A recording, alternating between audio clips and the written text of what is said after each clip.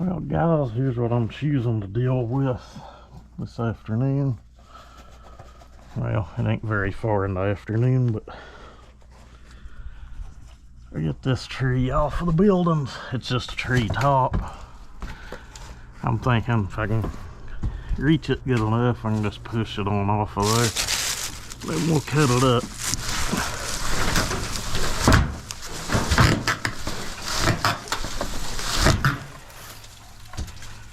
It's getting there. What it is, we've got one big long branch right there. It goes all the way out over top of the saw shop. I think I'm safe to walk under it. I don't think she's just gonna fall. If it did, it's probably not gonna do much anyway. Well, maybe we can get a hold of this end.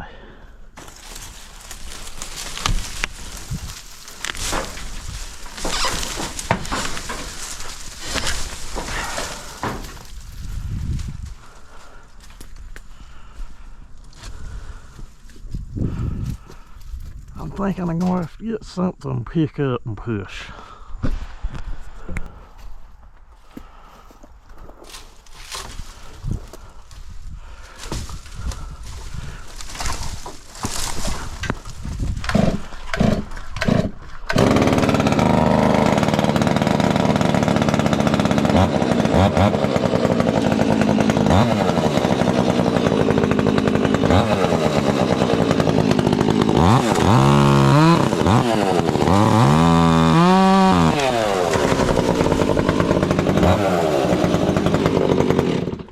Thought that was a smart move.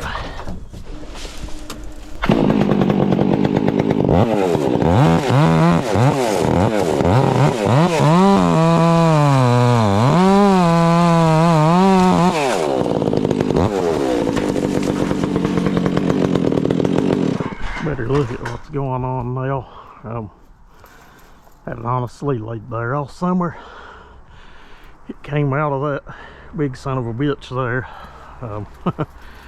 Really lucky it didn't flatten this. That's the little building with all my junk parts in it. It is what it is. I actually need to cut this into lengths, so I've got something to run the smaller saws in, honestly. Which is probably what we're going to do with it.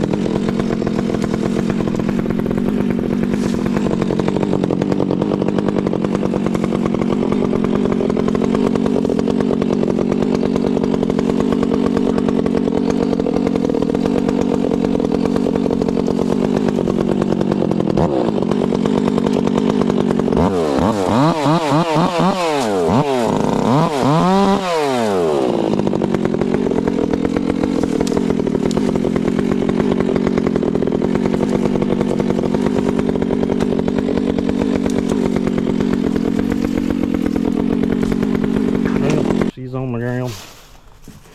And a lot of it does go back through there pretty good ways between the two buildings. Got to do a lot of work back here this fall and winter. A lot of cleanup. May have to invest into a wood chipper. Alright guys, we got that little snag off the top of the building, or tree top. It's actually gotten pretty warm today and I'm a little overdressed, so cools back off this evening. I'll probably clean the rest of it up, the top handle or something, but I got it down to that anyway. But let's talk some saws. I keep getting asked when I'm gonna port the 500, which I'm sitting back here somewhere. Back here it sits. I don't know. I don't know that I will. I don't know that it needs it.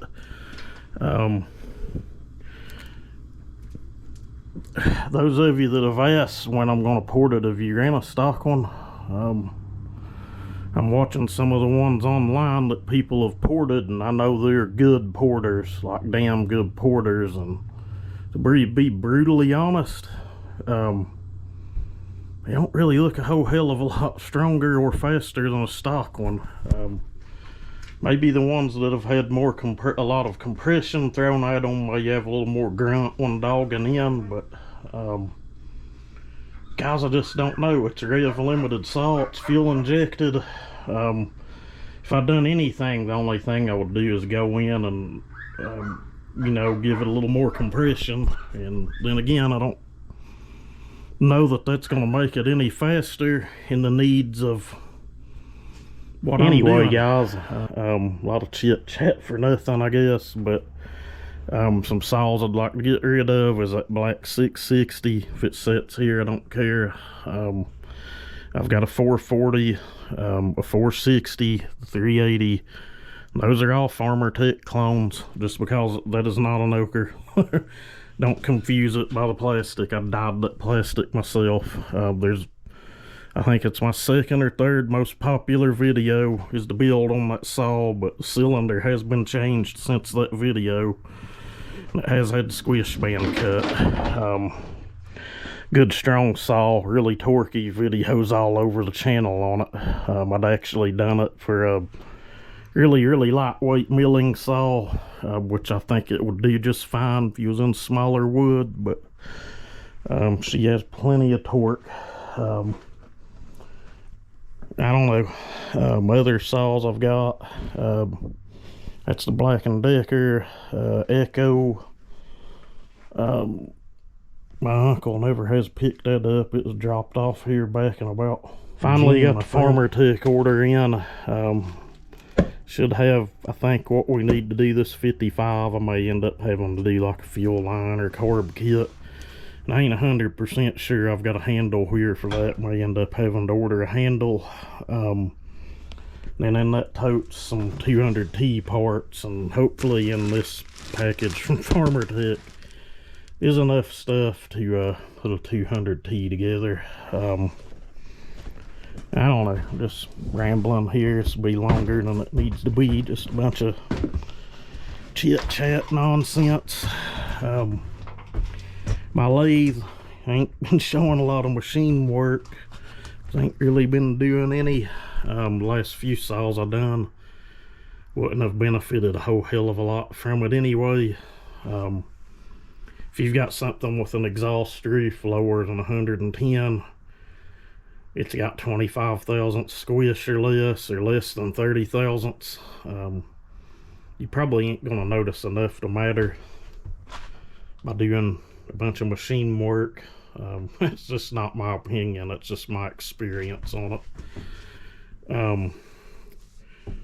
It's all into port timing again, like I said earlier, but we've got to work on this, the set screw, or the thing you turn down to lock the center in. The original one busted out. This shit is like so soft. I just tapped and had an M6 bolt, big one. I just tightened down against it, it stripped out. It's gonna have to be helicoiled. That's the only way it's gonna hold. If you've got plastic or some kind of soft metal that keeps stripping, you gotta put a helicoil in it. A lot of aluminum cylinder heads on cars, the rocker pedestals are generally helicoiled from the factory for that reason, but I don't know, just sitting there rambling for nothing, I guess. There's that Remington saw. I need to put a pull rope back in that. It was that 372 we put together.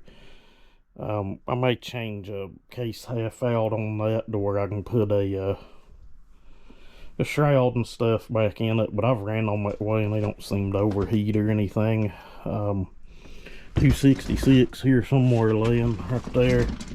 And then Justin Weaver's 660's laying here too. Probably run a little more next week before I do take it home. Make sure it is right, but that saw's like a new saw. And then this box is enough to put together a 365 special. 90% OE stuff. I think the top plastic's Farmer Tech, but who cares? It's all dyed black. Be a high top saw.